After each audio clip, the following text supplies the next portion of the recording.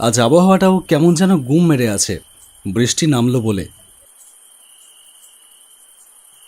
কফির কাপে চুমুক দিতে দিতে হঠাৎ আমার সামনে রাখা ডায়েরিটা খুললাম। খুলেই দেখি আমার মায়ের মামার বাড়ির একটা ফটো। সেটা দেখা মাত্রই মনে পড়ে গেল বেশ কিছু বছর আগের একটা ঘটনা। আমি তুহিন, তখন আমার বয়স 20 বছর। মায়ের মামার বাড়ি করিমপুরে বেড়াতে গিয়েছিলাম। সময় রাত 8টা। একটা গ্রামের মেঠো পথ ধরে এগিয়ে চলেছিলাম করিমপুরের দিকে। আমি কলকাতার বাসিন্দা। আমি জীবনেই প্রথমবার গ্রামে বেড়াতে এলাম, তাও আবার মায়ের মামার বাড়ি। জীবনেই প্রথমবার গ্রামে পা দিলাম আমি। গ্রামের পরিবেশ আমার কাছে বড় বেশি অজানা এবং অচেনা। চারিপাশ অন্ধকারে আচ্ছন্ন। কিছু ঝিঝি পোকা অবিরাম ডেকেই চলেছে। মা বলেছিল বটে, গ্রামে রাত 7টা বাজলেই নিস্তব্ধ হয়ে যায় চারিদিক। কিন্তু আমি তো দেখছি আমি যেমনটা ভেবেছিলাম তার থেকে অনেক বেশি নিস্তব্ধ। এই কথা মনে করতে নিজের মনে হেঁটে চলেছি। সম্ভবত বৃষ্টি হয়েছে কিছুক্ষণ আগে, তাই সারা রাস্তায় কাদা হয়ে রয়েছে। আমি যত এগোতে থাকি ঝিঝি পোকার ডাক ততই যেন বেড়ে যেতে থাকে।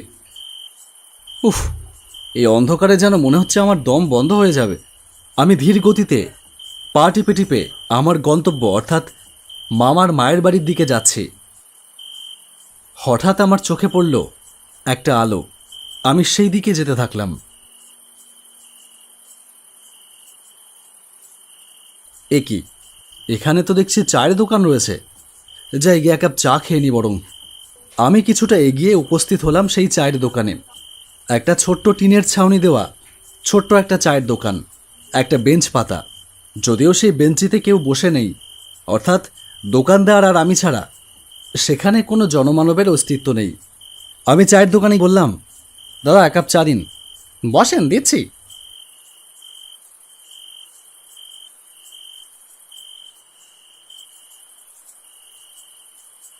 এই নিন।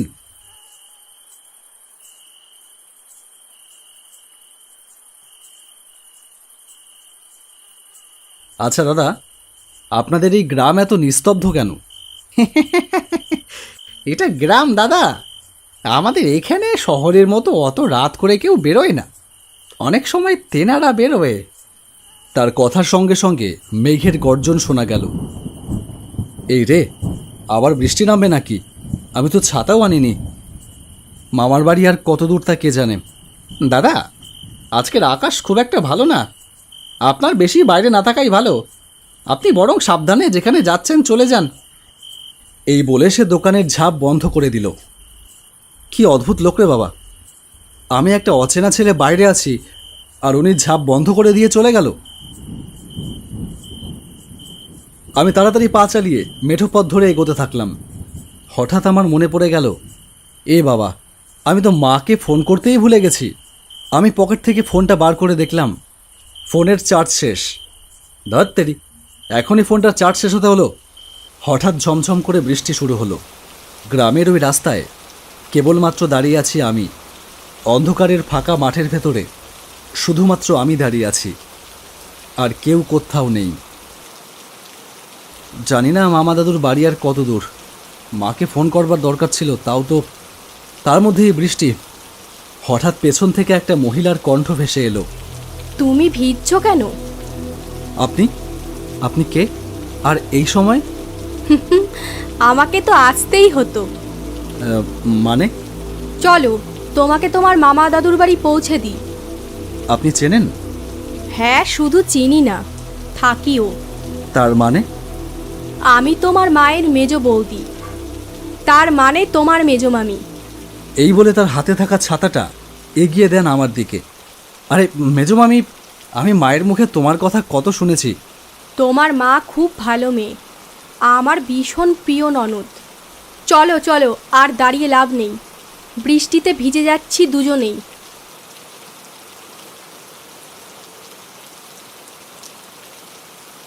কথা বলতে বলতে আমরা দুজনেই গ্রামের মেঠো পথ ধরে এগিয়ে যেতে থাকি।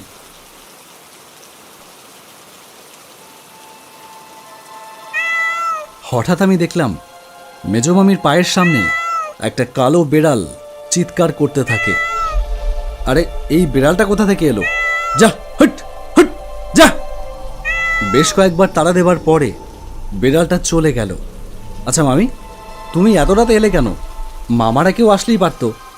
আমার বরাবরই দায়িত্ববোধটা একটু বেশি। এরপরে আর কোনো কথা হলো না।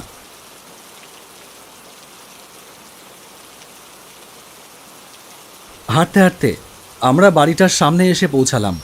তুমি ভেতরে যাও, আমি একটু আসছি। হ্যাঁ, সে কি, এই বৃষ্টির মধ্যে তুমি কোথায় যাবে? বাড়ি যাবে না? এই কথার কোনো উত্তর পেলাম না আমি।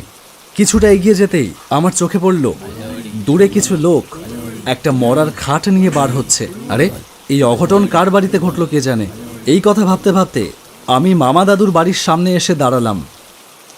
বেশ সুন্দর গোছানো মামা দাদুর বাড়ি। অবশ্যই এই গ্রামে আমার মামা দাদুর বাড়িটা একমাত্র বড় জায়গা নিয়ে। ইদানিং সেটা বাড়িয়ে দোতলা করা হয়েছে। আমি কিছুটা এগিয়ে গিয়ে বাড়িতে প্রবেশ করতেই দেখলাম বাড়িতে সবার মুখ কেমন যেন করুণ অবস্থায়, সবাই যেন শোকাচ্ছন্ন। এ কি হয়েছে? তোমাদের এরকম অবস্থা কেন? তুহিন, তুই এসেছিস বাবা? হ্যাঁ এসেছি। মা বললো একটু তোমাদের খবর নিয়ে যেতে। তবে দেখো না, মাকে ফোন করতে গেলাম তখনই ফোনটা সুইচ অফ। তুই এমন দিনে এলি বাবা যে দিনে আমাদের এই বাড়িতে একটা বড় অঘটন ঘটে গেছে।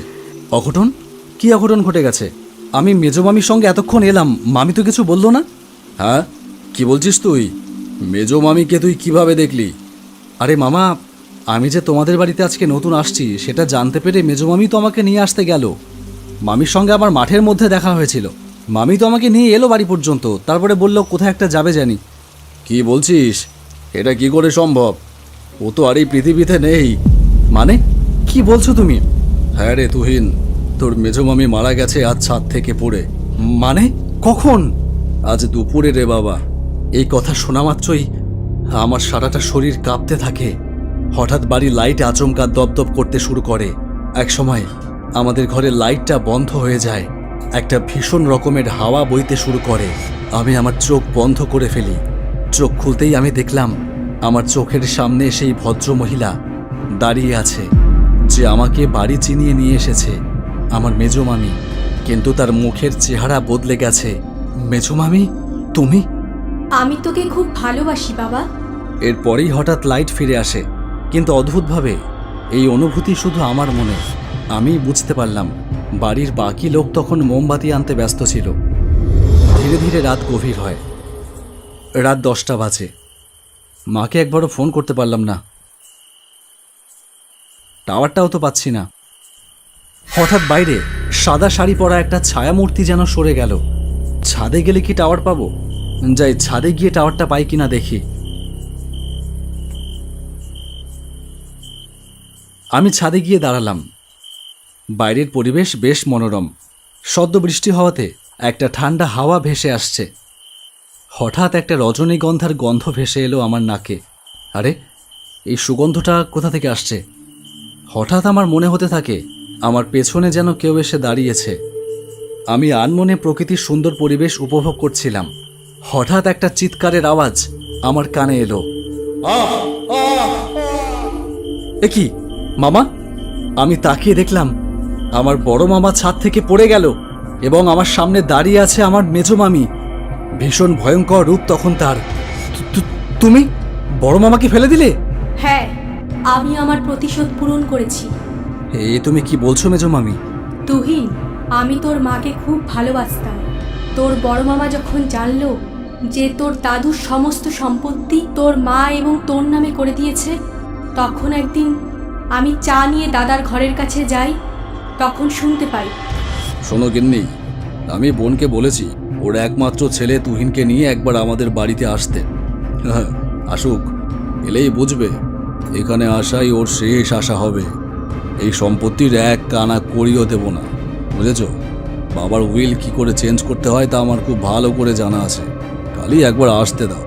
আমি যখন সব শুনে ছাদে যাচ্ছিলাম, আমার হাতের চুড়ির আওয়াজ পেয়ে তোর বড় মামা আমাকে অনুসরণ করে। আমি যখন তোর মায়ের সঙ্গে ফোনে কথা বলছিলাম, তখন তোর বড় মামা ঠেলে ফেলে দেয় ছাদ থেকে আমাকে। এ তুমি কি বলছো? তুমি তুমি আমার জন্য এই পৃথিবী ছেড়ে চলে গেলে? আমার নিজের তো কোনো সন্তান নেই, তাই আমি তোদের সবাইকে খুব ভালোবাসতাম। তাই তুই যখন একা একা আসছিলিস, আমি তোকে পথ চিনিয়ে নিয়ে এসেছি। আর আমি জানতাম ওই শয়তানটা এরকমই করবে, তাই সুযোগ পেয়ে ওকে পৃথিবী থেকে সরিয়ে দিয়েছি। এই কথা বলেই মিলিয়ে গেল মেজমামি। তারপরে আমি আর একদিনও ওই বাড়িতে থাকিনি। এখন সময় 8টা। এই ছবিটা অনেক কিছু মনে করিয়ে দিল আমাকে।